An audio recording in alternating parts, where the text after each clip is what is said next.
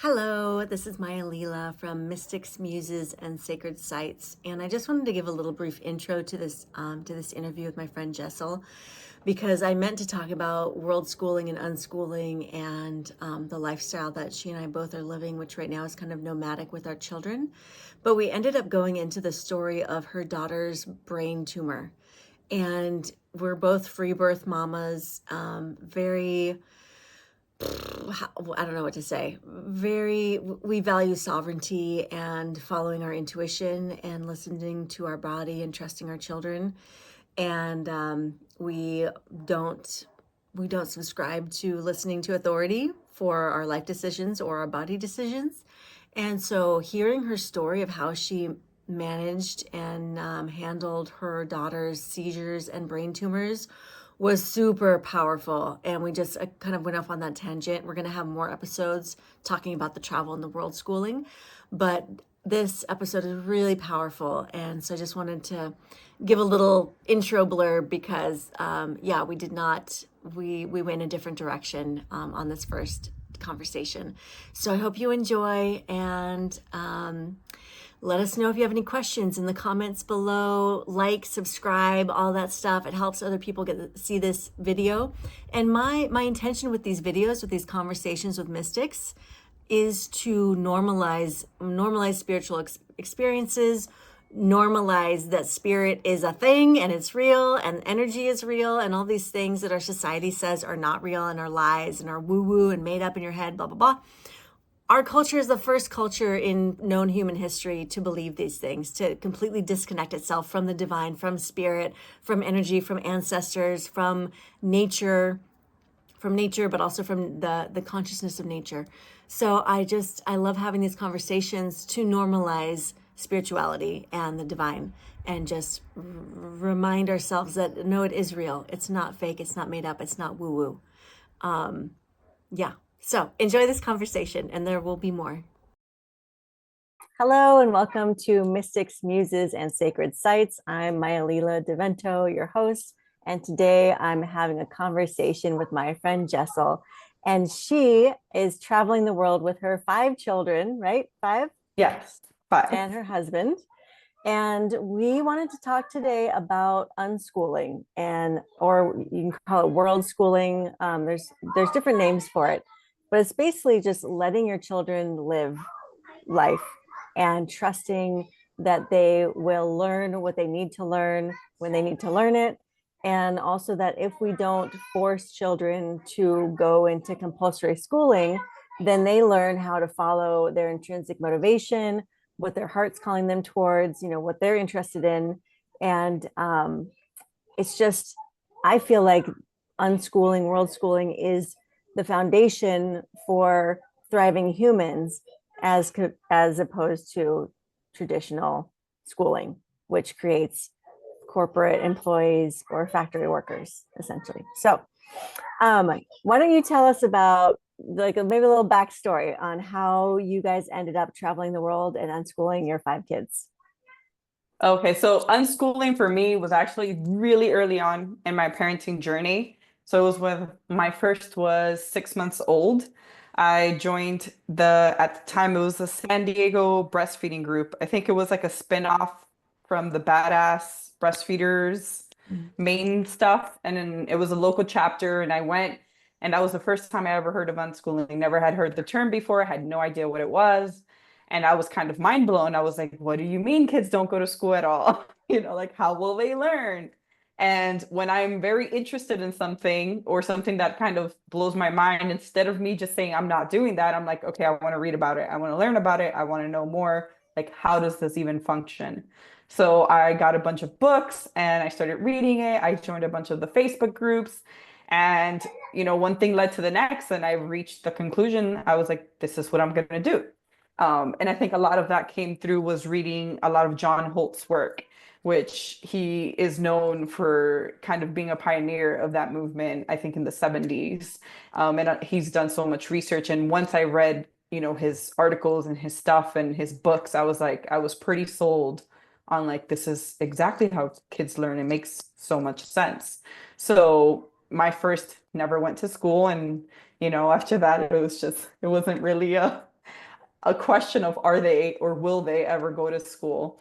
As far as my husband, he was never on board. He was like, absolutely not. They're not going to learn anything. Like, you're crazy. Like this doesn't make sense. And I was just like, okay, well, we'll see in the end who wins this argument. And He was at work. your husband's in the military, correct? Or was in the military? Yeah, he was in the Which Navy at is, the time. yeah, very Yeah. structured, very like you do this and this Yes. is what you And do. his father was also in the military. So he grew up with a dad who was also like everything by the book, everything has its place. There's a system, you just follow it Mhm. and you work and you retire and you die. Like that was it. So I knew I would get pushback from my husband, but at the time, the way I saw it, I was like, your job is to go work. My job is to raise the kids. So, mind your lane. And I was just like, this is what I'm doing. So, we went with it. And obviously, like, as time went on, like, it was clear that the kid was learning. Like, it wasn't like he didn't know his ABCs and his colors and his numbers. And this was all from just interacting with me at home. I wasn't like sitting down teaching him. It was, through music, him asking questions, him hearing me say things.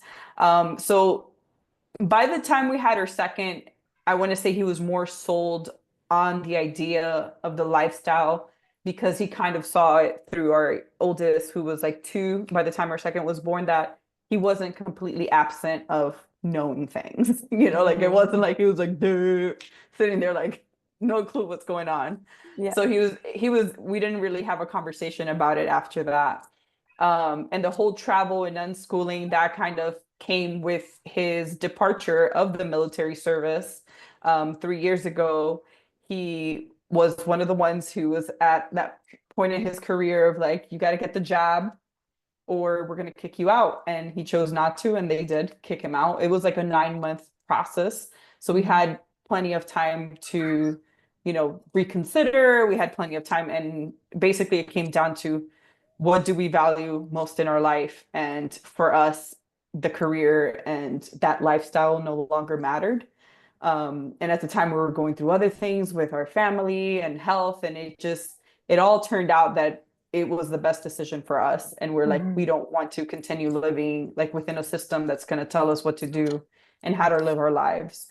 So for the last 3 years, he's been home with me full time. And we had bought an RV in 21 and we started traveling the States. After doing that for a year and a half, we went to Dominican Republic, lived there for a year.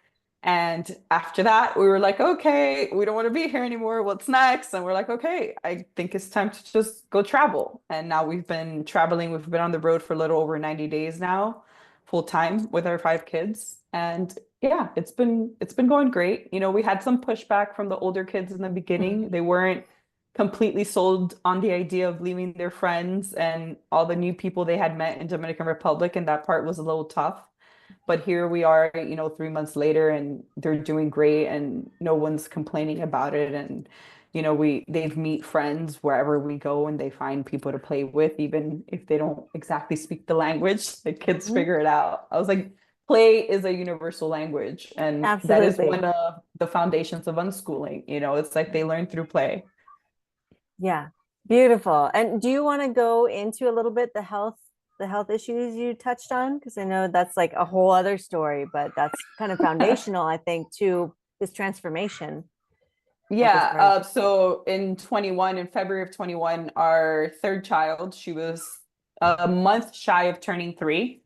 She was diagnosed with a DNET brain tumor, and at the time she was having seizures for probably about her whole life. I remember Oof. them as young as 9 months, Yeah. but they didn't look like your average seizure. Like there was no convulsing, there was no eyes rolling to the back. She would Mhm. literally just like squirm her face. Mhm. And the doctor kept telling me that she had acid reflux. And Mhm. even at her 12-month checkup, I never took my kids to the doctors or checkups or anything like that. But at the time, we had bought a restaurant. She was going to go to an unschooling school during the day. So I had to have a physical done. So at 12 months, I took her to get the physical done. And I mentioned it again to the doctor. I'm like, hey, like something's going on with her. I'm not sure. And the doctor's like, yeah, it's just acid reflux. Like it should resolve on its own. And it wasn't until she was 2.5, and this is like in the middle of COVID and all this stuff. Mhm. It's the episodes started getting longer and worse and more often. And Mm-hmm. it was starting to get to the point that her lips were actually turning purple. She was starting to stagger and fall over. And I was like, okay, this is not acid reflux. I was like, Mm-hmm. something's going on. And of course, because at the time with everything going on, they don't want to see you. They don't want you coming to the hospital. I kept getting telehealth appointments and phone appointments. She got diagnosed with constipation. She got diagnosed with acid reflux. She got diagnosed with all these things. And finally, I was like, you need to give me an appointment. I want to go in person. Like, Yeah. I don't want no more telehealth, no more phone Mm-hmm. appointments. Someone needs to see my child. I was like, because Mm-hmm. I don't think you guys are believing what I'm telling you and how Mm. I'm telling you. Like, they just went in, she saw her pediatrician on her table, has a seizure. Pediatrician tells me, don't worry about it. She's like, she's doing great on her growth chart. She's exactly where she needs to be. If it was my daughter, I wouldn't worry about it. These episodes resolve themselves. And I'm like, her lips just turned purple. Like, that's not normal. Yeah. And she tried to tell me again that it was acid reflux, tried to get me to leave with a prescription, told me that come back in 3 weeks if it's acid reflux, it will be resolved. And I said, absolutely not. I said, I am not filling this prescription. I Mm. said, unless you give me a diagnosis, I am not giving her that medicine. So I said, if you cannot give me a diagnosis, then get me to a doctor who can. I said, I'm Mm. not giving her this medicine based on your hunch that you think is acid reflux, because I Mm-hmm. knew that that would come with other side effects if that's not what she had. So I Yeah. was like, no. And that was then she told me to go home and discuss it with my husband. She's like, I'll call you tomorrow. And I was so infuriated after that appointment. But she calls me the next day, tells me, do I really want it was a specialist consult. I said, sure. And she gets me to the GI. And that took about a 2-week period. I go see the Mm-hmm. GI, and he was the first one who um, looked me in the eyes and was like, you need to be talking to a neurologist. And I looked at him very confused, and he's like, and he noticed my confusion, and he's like, okay, we don't need to go there right now. But he's like, everything you're saying, like, none of this has to do with acid reflux. Mm-hmm. And at the time, I had no idea what he was alluding to, but it was clear that he Mm. already knew what was going Mm. on. And I was Mm-mm-mm. still like, what are you talking about? Like, what do you mean? Oof. Yeah. So they did an endoscopy, and they put her under for that.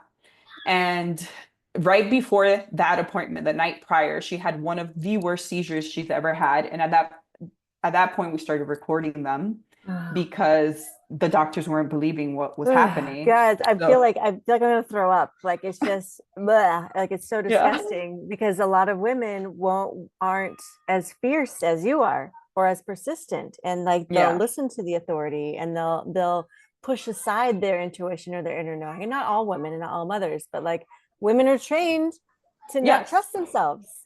And so yes, just like that you had to fight so hard for years, yeah, like blah, and then yeah. yeah. Blah. I'm far enough removed from it Yeah. to have like came to terms with all that. But at the time, I had a lot of anger, around Yeah. it all and the way Understandably. Yeah. it went down. But yeah, that was one of the worst seizures she had. I remember we recorded it, and my husband had been going to a chiropractor at the time, and had been talking during their sessions about everything going on. And he's like, look, like I have my wife knows some neurologists, like she's a doctor, send us the videos. Like obviously it's not a diagnosis, but we'll Yeah. see what we can do. And the moment Alex sent them, he was like, take her to the ER right now. Like those are seizures. And he was the first person who like confirmed it for us. But Yeah. since she already had her GI appointment the next day, I just told my husband, like, I don't want to run to the ER. It was late at night. We had, Yeah. four kids at the time. I was like, I don't want to, where are we going to leave the kids? Like all this stuff. I was like, Mm-mm. let's just go to her appointment tomorrow, see what the GI doctor says, and we go from there. So they put her under, did an endoscopy, comes back, but there's no signs of acid reflux. He's like, look, if she does have it, like there's no signs of it. He's like, what you're explaining to me is severe enough that you should see Mm. something. Mm. And he's like, you need to call her pediatrician right now and get a consult for neurology. He's like, that's who you need to be talking to. And even then, like I was still kind of like, like, what does he mean by this? And I called her pediatrician, and it's a whole thing. You got to wait 2 to 3 weeks to get the appointment. Yeah. And I was like, I'm not going down this. And I told my husband, we go home. I was like, let's just go home. It was really early in the morning. I think we were done by 11 a.m. I said, let's just go home. Let's have lunch. Let's reconvene. Let's talk. Let's see how we want to handle this. And by the time the evening came, we had talked to some friends that we would go into the ER with her. So we dropped off our other kids with our friends. We headed to the ER in the evening, and they admitted us at the Children's Hospital in Norfolk, Virginia. And of course, she has no seizures for like 48 hours. Yeah. Like nothing. She had them every single day. And I tell the nurse, I was like, they put her under for an endoscopy. I said, I really think that it was, the anesthesia of putting her under. The nurse is like, oh no, that was out of her system after 6 hours. And I was like, she's had these every day for the last 2 years. All of a sudden, they stopped. I said, the only thing that has changed in the last 48 hours is her having anesthesia. They keep assuring me that it has nothing to do with the anesthesia. And I'm like, okay, cool. But they keep her. Finally, I think right after the 48 hours, her seizures started breaking through again. And they got a few recorded, but they're like, oh, it just looks like some abnormal electrical activity, but nothing to worry about. You guys are probably going to go home by this afternoon. So here we are, hopeful, like, yeah, we're going to go home. And then they come back and they're like, well, we would like her to get an MRI before she leaves. So just stay till tomorrow. We'll do the MRI in the morning. And of course, the MRI comes back that she has this golf-sized mass on her left temporal lobe. And that's what's been causing the seizures. How was that moment? So, like discovering that for you? It literally feels like the movies, like you're sitting there and it feels like time just slows down and everything's like, wow. and you're not really, and I just like sat there like stunted and even sitting there, like you see what's happening and it's almost like you're in a movie and you're like in denial what's really happening because we saw like 5 people walked into the room. And obviously, like the first thing is like, why is all these people in the room? And I'm like, no, they're not. There's nothing to say. Like, they're just going to tell us that everything's fine. And then they start talking and you're like, oh no, they're doing like that thing that they do in movies that they start giving you the runaround. And it's like the worst feeling ever. And then you're like, wait, did they just say that? No, they did. Oh my gosh. And then I just look at my husband and it's like, we're both sitting there just like, oh shit, like, what is this? And tears just start coming down my face. Like, I don't even know what to say. And they, then they're like, hey, do you have any questions on this? And I'm like, I don't, like, I'm still trying to receive what you just told me. Like, I don't know what to say right now. But it was a really tough moment, to sit there and hear that, because you kind of have this like flash of what's life going to look like in the next 20 years. And of course, you start going to the worst of your child, like not being able to function, of you having to take care of them. And me here thinking like, what's going to happen to my other 3 kids if all of my attention is on my one child? But after all that, they walk out and I'm just like, I wasn't even staying at the hospital with her that whole week. It was my husband. I was still breastfeeding my 4th child. And they, wouldn't allow my breastfed child to come up because of the rules at the time. So it was the first week that she's ever been apart from me. And we didn't spend that whole week together. It was my husband. So after they told us all that, like I had to go because our kids are being seen by friends. So I'm just like, we just had the worst news ever, but gotta split, gotta go get the other kids. So it was like, I think I stayed for another hour or 2 and then I left, and, I had to like go home and like, what did I want to do? Obviously I just went straight to the medical route. Like we got her on, seizure medication. At the time it was, I can't even remember the name of it. The first one, Keppra. That's what it was. Keppra. They put her on Keppra. They slowly had to continue increasing it because it wasn't really helping her seizures. I think they released her the same day or the next day after the MRI. It was the next day after they got the Keppra, they figured out how much she needed and whatever, and then we went home. But within the next week or 2, the Keppra wasn't cutting the seizures out, and she was still having seizures. And by the third week, I started noticing that she had severe anger issues. Like I'm talking about, I've never seen my child act out in the ways she was acting out. And they, just because it's a tumor, whether it's cancerous or not, they put an oncologist, to oversee her care. And I remember the oncologist calling me and asking me like, "Oh, how's everything going?" And I was like, "I don't think this medication's like doing well with her." I said, "She seems like she has a lot of anger." And he's like, "Oh, I've never heard of that. Like, it's not common." And I was like, "She's literally launching things across the room." And I said, "My child didn't do this before." And he swears to me that it's not the medication. Well, I decided to go to Facebook and join a bunch of, mom groups who have kids with DNET brain tumors and seizures. And lo and behold, every other parent complaining about the same exact thing, that Keppra causes anger in their child. So that was the point where I was like, okay, it's time to do what I do. It's time to research. It's time to read. It's time to figure out like how we're going to handle this without using pharmaceuticals. And a lot of the moms in that group actually had their kids on cannabis. And I started looking into cannabis documentaries and I started reading all these different things. And I told my husband, I was like, we're going to get her on cannabis. I was like, I don't know how, but this is what we're going to do. At the time, Virginia did have it legalized that I could get her a card and all this stuff. But I wasn't even like there yet. So I got, the information of someone who could ship it to me from another state. And that is what we did. And we started using it. And we tried the CBD route first. Like we tried CBD, no THC. It didn't matter how many doses I gave her. It didn't touch her seizures. So then that is when, after weeks of trying that, the people who were actually selling me the CBD sent me as a gift some with THC. And they were like, because we heard that isn't working. They're like, try this. And that was the first time I actually saw her seizure count go down, was when we introduced THC. And I was like, okay, so clearly THC helps.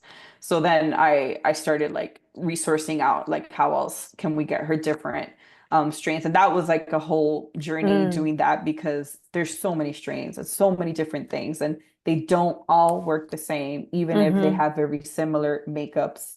And part of the advantage that I saw in having it be legalized and know what's in it is that if I knew what was working and the percentages of what, then it was easier to try to replicate that or get something similar to work, versus like somebody just giving me a strain of something that I have no idea what's in it. So while, it's great that some people are like, oh, keep it illegal, like it's also great to have things legalized and actually know what's in it and what works. But I had a couple of people who were sending me things, and some worked better than others. Some were too strong, some caused bad side effects, like, her grinding her teeth, her wanting to gnaw on things. But essentially over time, I did see that her seizures were going down, but it was like an up and down thing because we were trying so many different strains. And that's one of the things you don't want to do. Like you want to stay on one thing for a while. And we were running out and not being able to keep up with the same thing. And then by the time I got her card and I went into a dispensary, we found one that worked amazing. Next time I go back, the dispensary doesn't have it again. So it's like, it was like this, thing. But overall, at the end of that, we did that for almost a whole year. Her, at the 12-month mark of her MRI, her tumor had shrunken. And this is Navy doctors at the time. He's like, yeah, cannabis doesn't do that. Like marijuana doesn't do that. And I was like, okay, well, it's all I've been giving her for 10 months. So I'm like, well, if cannabis doesn't do it, then I guess just the oxygen she breathes did it, because something did it. We were also supplementing her with different things. Like I was giving her a lot of turkey tail and reishi mushrooms and lion's mane and a bunch of other things. I was buying them from Paul Stamets' company. It was just, high quality, great mushrooms. And I was putting that in her stuff every day. We had her on a lot of different things and she took them with no issues. But the cannabis stuff was like, it's literally like smaller than a grain of rice. Like it was like a little tiny thing on a blueberry, pop it in her mouth a few times a day. Yeah, that whole thing was happening. And then, my husband gets asked like, no, you have to do this or we leave you. And it just kind of like, it, brings life into perspective of like, does it really matter?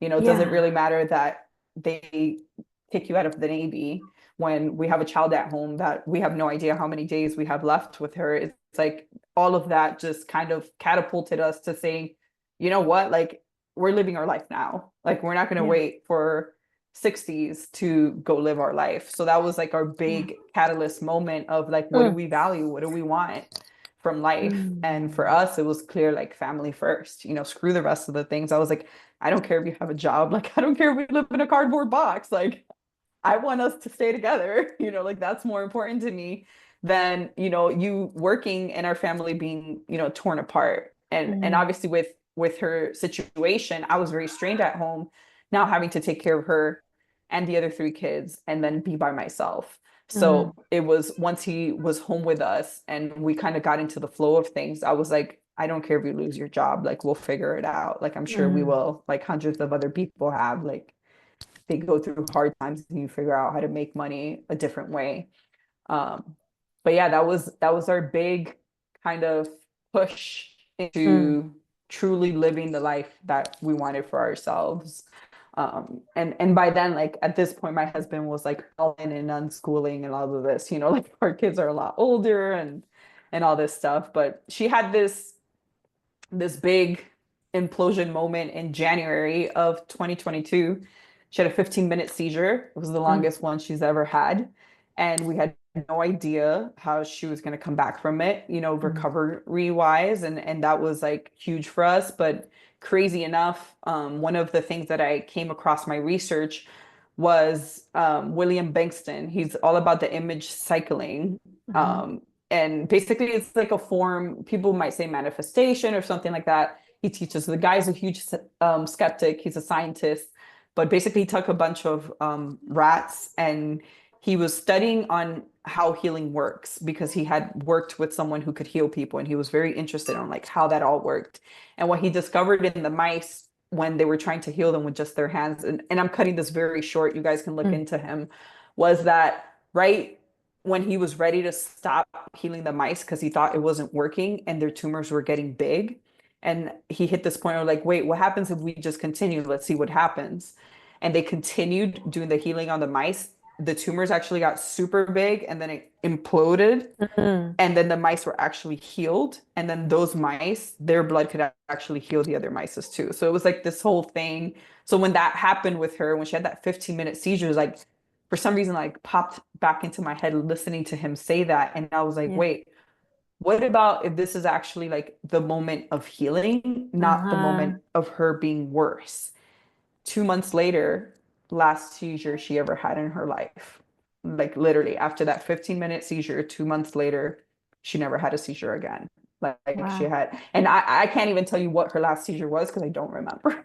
It was like one of those things that, like just happened and I don't remember, like I can't tell you, oh yeah, this was her last seizure ever. It was just like it happened. And then I just remember I started counting days of like seizure free and it was like 7 and 14. And then we're like 3 months and, and it was, and at the time after she had that 15-minute seizure, we did put her on another pharmaceutical. We put her on trileptal and we thought the trileptal was working really well. And she took trileptal from January to June.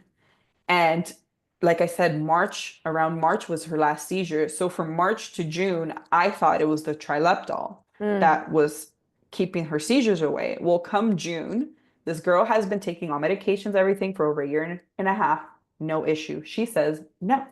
She's like, I'm not taking my medicine. And I'm like, what are we going to do? Like all of a sudden, she's like, you're not putting that in my mouth. I am not drinking that. She's her mother's daughter. And I looked at my husband and I'm like, she's like denying her medication. I was like, she's never done this before. Like, what are we going to do? I was like, I don't want her having seizures again. Like, I don't want to go down that road. And if we put it in her juice and she tasted it, she wouldn't drink it. And I was like, I don't want to hold her down and force her because I don't feel like that's the right thing to do. And I get it. Like, this is a delicate situation. But I was like, I also don't, believe in that. And I have a lot of beliefs and faith in higher power that led me to the conclusion of, what about if she knows what's right for her body right now? And it's What like a about, parallel to the jab. Like, what if yeah. people know what's right for their body and you don't have to coerce them, force them, threaten them to take medication? And then your daughter was like this perfect mirror where you got to be the one, do I And force it was, this or do I trust? yeah. Which is terrifying. Yeah. And of course, like as a parent, I'm like, no, like you have to give her medication. Like this isn't a choice a child makes. But then the other side of me has watched her thrive in the last like 3 months of her not having seizures and how well she was doing and getting better. And now we're like full time living in the RV and we're like in nature most of the time. And she will not wear shoes. She's like barefoot everywhere. Yeah. And I'm just like, what about if her body is healing? What about if her tumor has completely shrank or even gone away? Like, I have no idea. I haven't scanned her brain in 6 months. I don't know what's going on in there. And I'm like, okay, so we let one day go by. And granted, when kids are on these medications, it can take up to weeks for it to fully leave their system for you to see like whatever it was that they had. So I was like, it can be up to 8 weeks before we see a seizure again. So even though the weeks were going by, I was still like on edge. I was like, I won't believe this till we hit like 4 months, maybe even 5. And yeah, it just kept going and the count kept going and going and going. I could still say that still to this day, she has been medication free. She has been seizure free. And it's been what, 2.5 years now, something like that. I don't even remember. That was did you ever get her 22. brain scanned to see if the No. tumor shrunk, or you're like, she's good, so we're done? Yep. So we did the 12 months of scanning. I think it was every 3 months, every 90 days. We just did the 1 year. One of the reasons I didn't want to do the scanning though is because of the stuff they inject. Now I don't remember any of the stuff. My brain's like, delete it. The dye. It's done. Yeah. Okay. So The they dye inject that chemical. Okay. Yeah. Yes. So that was like a big fight that I had with the doctors every time we went in, because it's whoever's on staff. This is just a routine scan. You don't always get the same people. I let them do the dye the first time. The second time I fought them on the dye. I said no. I said no dye. And of course they try to threaten me, tell me that we're not going to see anything and all this stuff. And I was like, look, you're going to scan her brain. I said, I am entitled to the scanning. You're not going to inject her with a dye. And then we can't see it as well, blah, blah, blah. I was like, I've seen both because they always gave us a CD. I said, I've compared them. You could see if the tumor's growing or not without the dye. I said, we're not doing the dye because she's 3 years old. I was like, and you're injecting her with this dye every 90 days. Like, I don't want that. Yeah. So after the year, I was like, we did the dye on the last one. And I was like, we're done. I was like, I don't see the need of having to do that again. So yeah, we never scanned her again. And still to this day, I've never, and people always ask me, and I was like, to me, it's like one of those things of, if there isn't a side effect, if there isn't something there, why do you need to know? What is knowing going to do? Like, is it going to change the way I think? Is it going to change the way I treat her? Is it going to change her lifestyle? And it might, but for the worse. Like, do I want to cause myself anxiety? Do I want to be thinking about this all the time? And the answer to all that is no, I don't. So let it go. It's the same thing with ultrasounds when pregnant. And did you free birth your kids also? 4 of them. Four of the okay. 5. Yeah. And with ultrasounds, like if you look into the research, there isn't any research long-term on ultrasounds. And a lot of, like, most of the time when things are discovered with the ultrasound, it's either something that you can't do anything about, or it resolves itself. Like they'll find like heart issues and they'll say, oh, there's a hole or whatever. And then the mother worries for 7 months and then the baby comes out and the baby's fine. And it's like, how did that help getting that ultrasound? How did that help? And really, it doesn't improve birth outcomes. And the only reason to get an ultrasound is if you're going to elect to abort if there's a deformity, basically. Yes. That's the only reason. Exactly. Otherwise, it doesn't improve outcomes. And it doesn't. And people, they want that security and that safety, and they want to know, and they want to, feel like they're in control, which we're not in control. And yeah, I want to commend you for, just how attuned you are to your intuition and how you don't back down to these other people who are constantly, sounds like you went through a lot of like gaslighting and like fight against what you felt and knew to be right for you and your daughter in your body. Yeah, one thing I did is I never took her to check up to her neurologist, and they hated that. They hated it so much. So she would get her scans and I would request them the same day, and they would give it to me, and they would actually also give me the result page, and I wouldn't go to her doctor. I'm like, I don't care. It's right here. I can read it myself. Like, I don't need you to interpret what I can read in plain English. And I would take it home and I would put them next to each other. I'm like, okay, cool. And after, I think like 6 months or something, they're like, so we noticed you're not bringing her in for her checkups. I was like, no. They're like, is there a reason for that? I'm like, because I don't need to.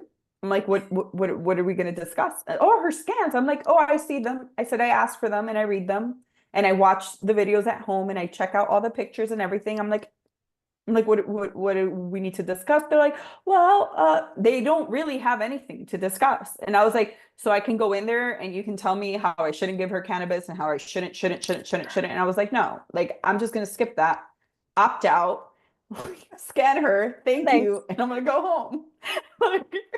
So I didn't ever take her to her doctors unless I needed like a refill, which I remember when we knew we were going to go RV and my husband was leaving the Navy, like that was one of the last appointments I went.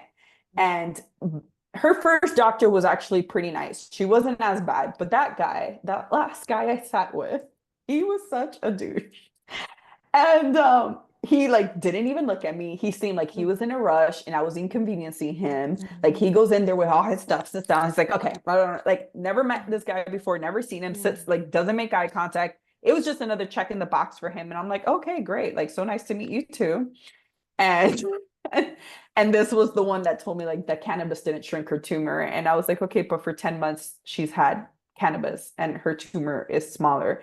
And one thing is like they wouldn't even tell us. I don't know why her numbers were changing every scan and no one said anything till the last scan.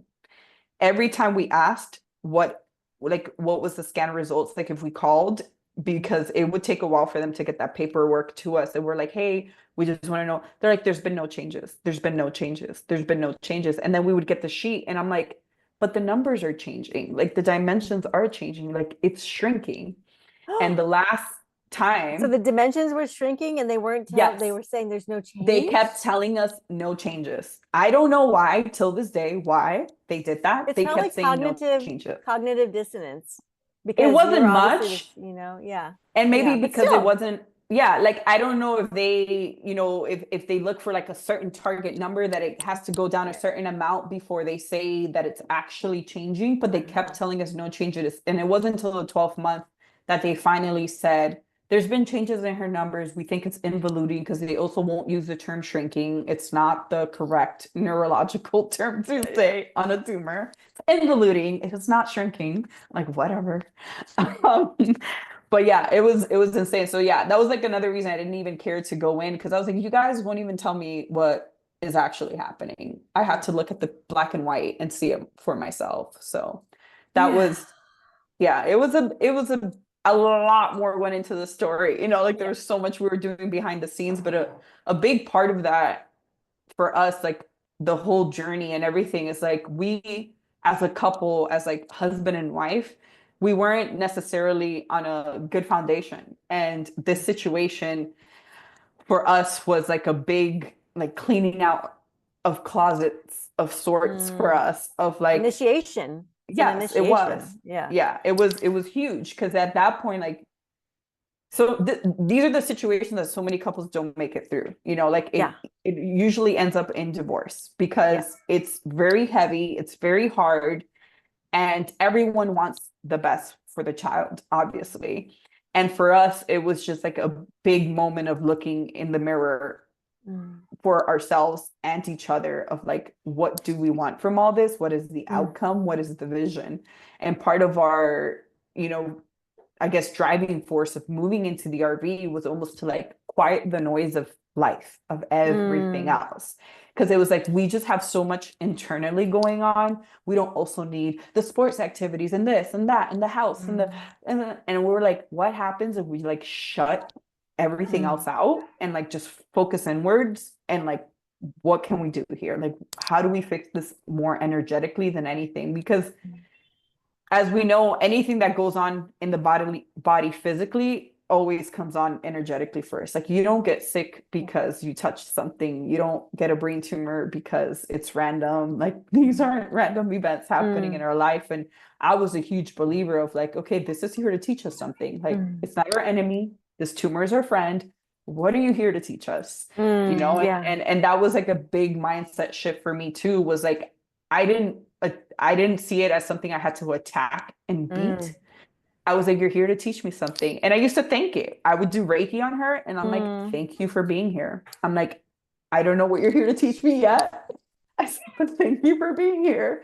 You know, because I was like, I can't, this was one of those things that I was like, I can't approach this of like a war of like, I'm here to beat you and I'm here to fight you, because I was like, it's not.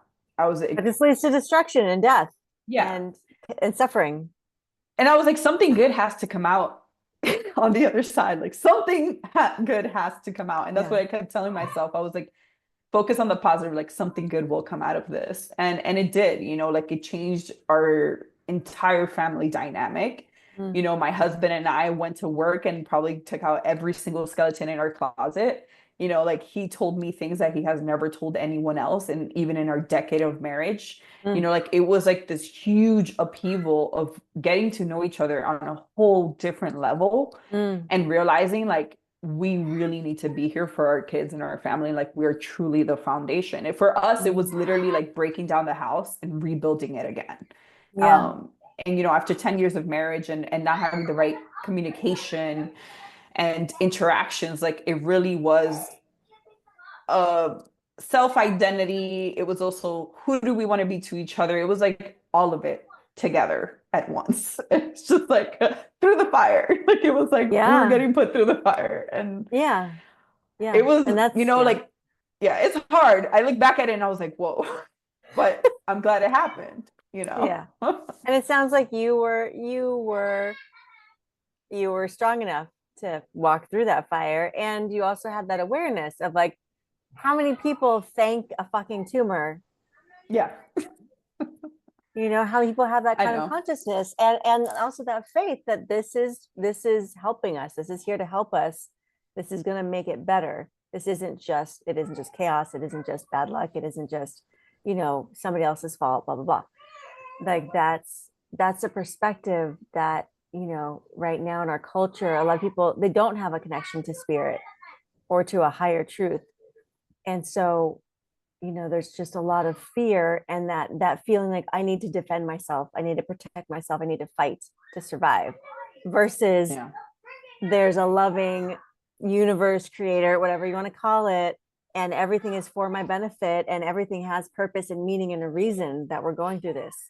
And yeah, if you can stay on that track, you know, you guys took that instead of this horrible thing happening and you guys getting divorced and just like it turning ugly, like you woke up to like life is short. What do we value? We want to be with our family. We want to travel. We want to enjoy our children while we're alive. They could die tomorrow. We could die tomorrow, which is the truth that most people just don't ever even think about. They're like, oh no, I'm going to live forever. My kids will live forever. We'll do it later. Maybe I'll get to that dream later. And like, this isn't that important. What's important is my work. What's important is my house, you know? It's so backwards. That was a big one for my husband, you know, because he definitely identified for so many years as his job being him. Like, so him not working that first, like, I'd say year was really tough on him because it was like, who am I? Like, who am I without the Navy? Who am I without my job? Who am I without the military? And he had to discover that for himself. You know, like it was a journey for him. It was a journey for me to ask myself, like, who was I as a mother, as a wife, as a person? Like, what else did I want from life? You know, like for both of us, it was a big, and I can't take credit for everything I learned. I had two amazing teachers at the time. One of them, I spent hundreds of hours on her table, her doing energetic work and body work and all of this. And that's where a lot of this wisdom and realizations came from, was just from stillness, was from quiet, was from being by myself in my own thoughts, doing whatever we do when we go to those other realms. Like it was literally me being on a table 3 to 4 hours. And it was, to me, it was a commitment. It wasn't something that I was like, oh, this is going to fix itself, whatever. Like I was like, she's going through a tough time. We're going through a tough time. This is a family time to like all of us get some sort of like therapy, like whether it be spiritual talking, whatever it is. But like for me, that's where I went. I was like, okay, it's time to go to the table. And I found the best, like craniosacral Reiki teacher in my area at the time. And I literally spent hours for a year and a half on her table. It wasn't like, like you just wake up one day and realize like, oh, this is great. Let's do this. Like it came over time to get to these realizations of like, this is happening for me. Also, because a lot of people will argue with this, like your thoughts create your reality, or there's an energetic basis to what manifests in the physical. They'll say, well, but your 2-year-old got a brain tumor, so like what, that's her fault, or she was like creating that. And it's like, maybe this manifested because you and your husband had some skeletons and you weren't functioning at the highest potential for your relationship, and there was energetics that were, and maybe it wasn't horrible, but like maybe the energetics were off, and she incarnated to like, again, like wake you guys up and like, and push you. Like she went through her healing initiation, but she also, invited you both to go and look at like, what are my brain tumors that I create with my thoughts, with my fears, with my hiding, with my fighting, like and I mean, they're in children's bodies, but they're not children, like they're old souls. And that's what I kept telling myself. I was like, she's not 2 years old. She's probably hundreds of years old. And clearly I said, we have some type of agreement and contract here. What's that? It's time for reading. It's time for reading. Can you give me 5 minutes to wrap up this 5 minutes? confirmation? That's forever. It's not forever. It's pretty quick. And then I'll read you 5 poems. 6. 6. Okay, done. No, Okay. night Negotiations. 6 poems before I go to bed. Okay, we can do that. Okay, I'll do that. I'll set my alarm, okay? Thank you. I love you. We'll go on a walk together, and if the people don't want to go on a walk, and I got some snacks in my pockets that we can bring. Okay, great. Okay. All right, love you. Okay, we're gonna have to do a part 2 because we didn't even get to the unschooling. I know. But this, like, I mean, it's all related. It's related to what you guys are doing now, and again, like this, and what it means to live your life on your own terms, with everything, like, and how you want to interact with the systems and everything. Like, I'm not against the schools, I'm not against the hospitals, I'm not against any of that. Like, I'm not on some war like, oh, they need to all go away. But I do feel like we need to understand that they're there to serve us. We're not here to serve them. And that's what I say to my girls. Yeah. Like when they have gone to school here and there, and like my oldest, she went to public school for a year and then like a charter school. And I told her those words. I was like, school is here to serve you. And if you don't want to do your homework, you don't have to do your homework. And if you want to do your homework, do your homework. But you don't have to do it because you have to do it for school. Like, you're not doing it for school. This is for you. They're here to serve you. So you decide what you want to do. And like we have to decide how we interact with these systems. And obviously, like you know something's wrong with your child and no one knows, like, I'm gonna go to the hospital where she can get her brain scanned and I can figure this out, versus like not ever going. But I'm also not going to sit there and say, okay, now I need to prescribe to everything you're going to tell me that I have to do now because I stepped foot in once.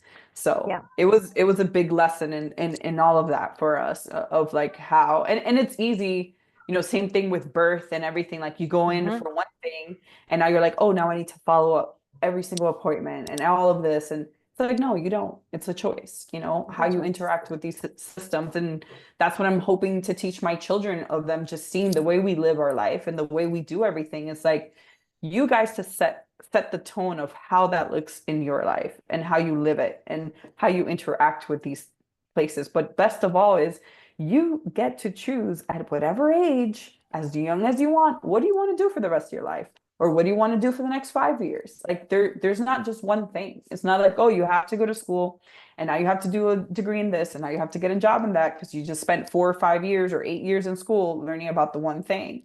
And I remind them that all the time. I'm like, I know you guys don't get this. I said, but the best thing is getting to choose what you love and what you're passionate for at an early age. I'm like, it's, I know that some parts of them still doesn't really get it, but they get a little taste. When we were living in Dominican Republic for about 5 months, they went to a school 2 days a week. It was their choice. They said they wanted to go, but it was mostly because their friends were there and they were like, they thought it was a hangout spot. And I want to say after like 2 or 3 months, my oldest was like, I don't want to go to school anymore. And I'm like, why not? Oh, because we have to do this and this. And I was like, yeah. And it wasn't even like a super strict, normal school. It was when a parent opened up. It was a great school, all of that. But it wasn't like a public school, it wasn't like they had time to play. They had time to jump in a pool. They had time to do all these other things. I was like, dude, this isn't even close to like real school. Yeah.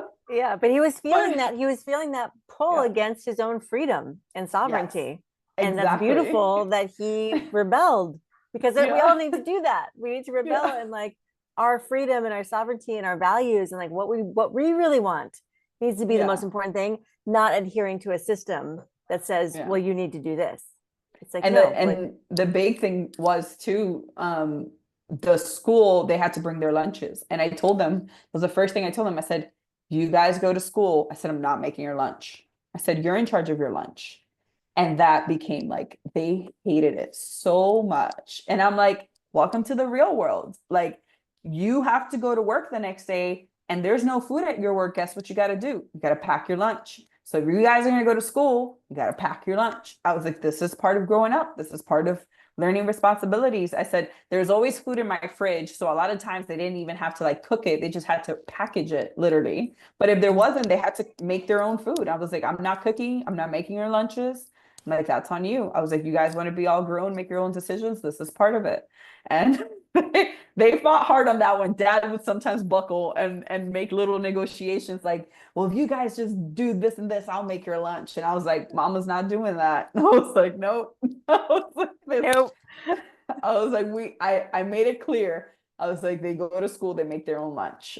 Because that one time when they went to school, I think it was like not for about a year when I was working the restaurant, I had to make their lunches because they were young. They were like 3 and 5 at the time. They were a lot younger.